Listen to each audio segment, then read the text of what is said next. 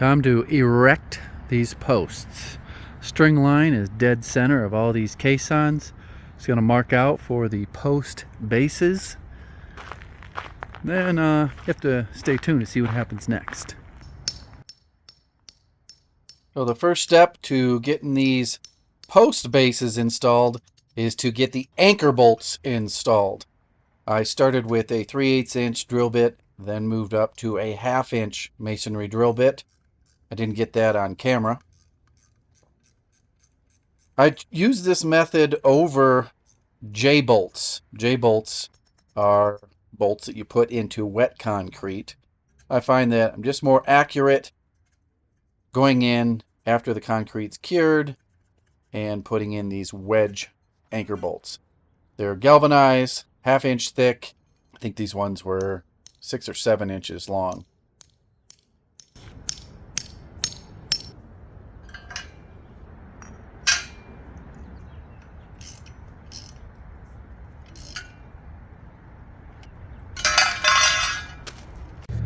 All the post bases are on. String line, I moved to just the front edge to make sure everything is perfectly lined up.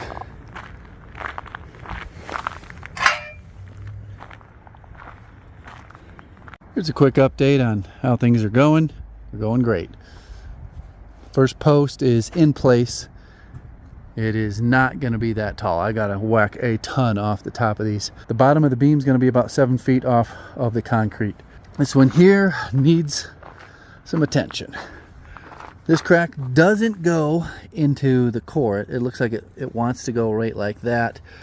I'm still going to cut this part off here and then square off this end here.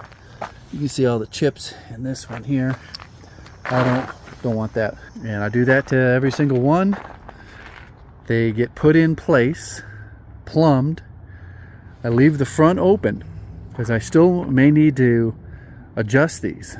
There's a good chance that I don't fold that up and put the last screws in until the beam is in place. I want the beam in there, want everything perfectly straight, and then I'll fold those up and get them screwed in. See how these things work here. You can still get access to that nut. If I had to loosen this up and tap it a certain direction, I can do that. But most likely I won't need to do that because I've been so meticulous on my string line and keeping everything lined up.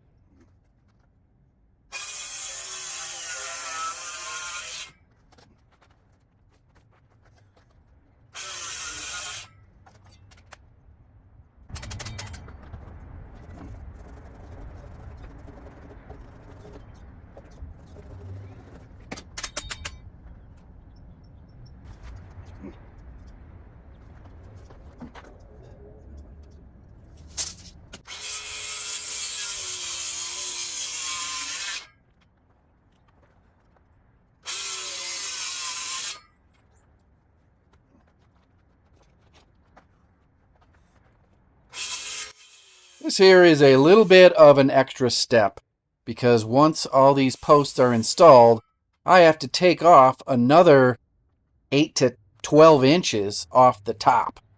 So I probably should have just skipped that part and just flush cut the bottom and save myself a little bit of time instead of cutting the top off twice.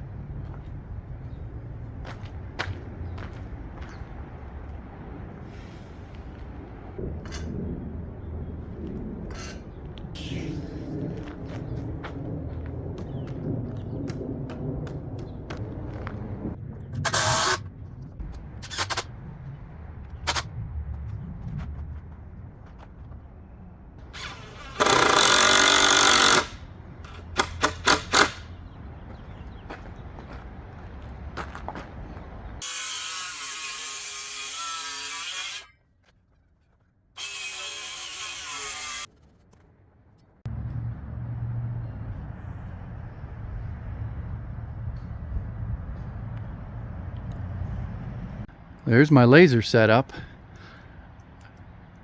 Just gotta wait for it to get dark enough to see the dang thing. A nice laser. It's Bosch Professional GLL30, but I can't see this thing. Even it's 6:15 in the evening, and I can only see it on one pole. So I gotta wait, I don't know, half hour, 45 minutes, so I can see the laser on all the poles. I need to mark where the bottom of the beam is so I can make my notches. All right, got my lines.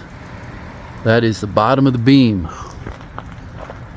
My laser doesn't have the spread that I thought, so I had to swivel it. But everything came out all right. Waiting on my wood. Using a flatbed trailer. 1,700 pounds of just the framing, the roof framing. Doesn't even count the posts. I already got the posts installed. Got the straps laid out here. Once they put it here, I'm going to bundle it together. Then I got other straps that'll go over the top. I'm all loaded up. Quality of the wood just really isn't impressive. I was hoping for something better than shit like that. And you're not allowed to go through and pick your own boards. They bring it out on a forklift. All right, guys, let me put my windows up. Sorry about that. I am off to Home Depot. Hopefully this deal is real. I was surfing around.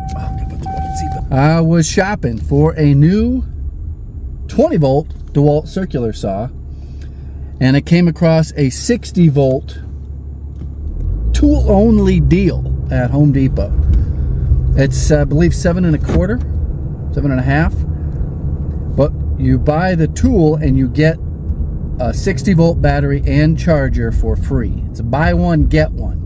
You don't get two saws. You buy the saw, get one battery and charger free. They say they got 13 in stock. Now they have 13 saws, but I don't know if they have 13 of this battery and charger kit, and if it's a online deal only. Anyways, we're gonna go find out, and I may be bringing home a new 60-volt circular saw. Got my new saw. $250 value savings. What they do is they discount both the battery and the saw to give you $250 off. I've been wanting to upgrade from my 6.5 20-volt that's probably 9 years old to something beefier, and hopefully this is the beefier. I got the perfect test for it. You don't want to miss. Stay tuned right now. The other saw was going,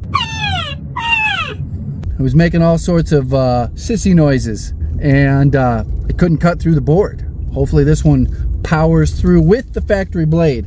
I did not get any sort of upgraded blade. We're just going to see what the blade that comes with it does.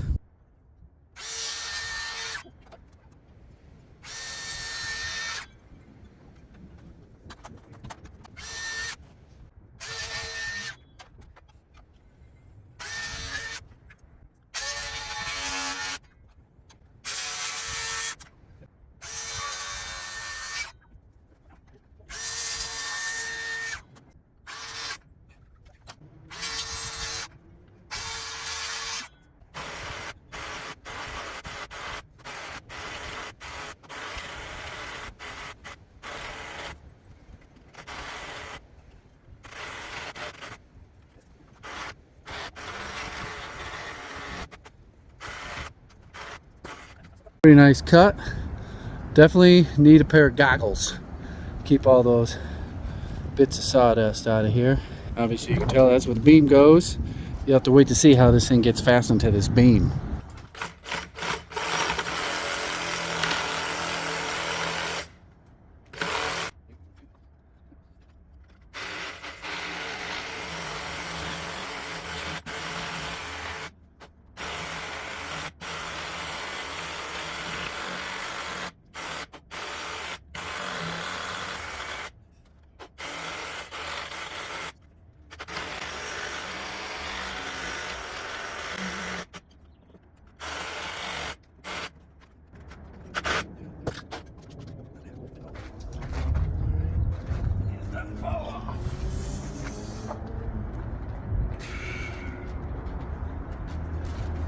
So here are some details on this beam. It's 28 feet long, made up of 18 foot and 12 foot long 2x10s. It is going to be a triple 2x10 beam.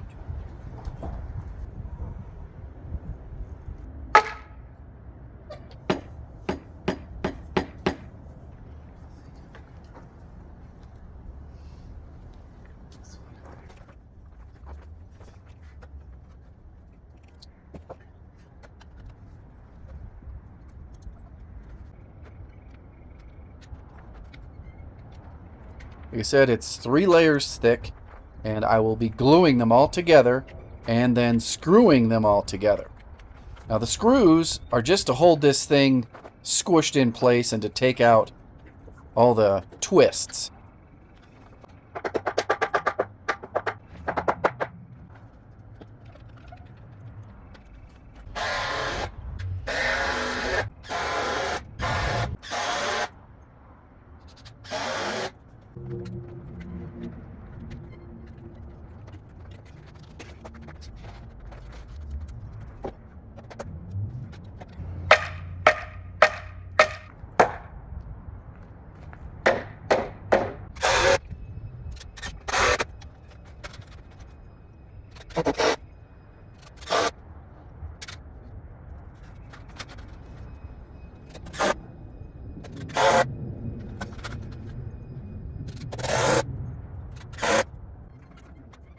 I did go back after the beam was all screwed together and nailed everything, as the screws are only meant to take out some of the twist and the bows and clamp it together while the glue dries.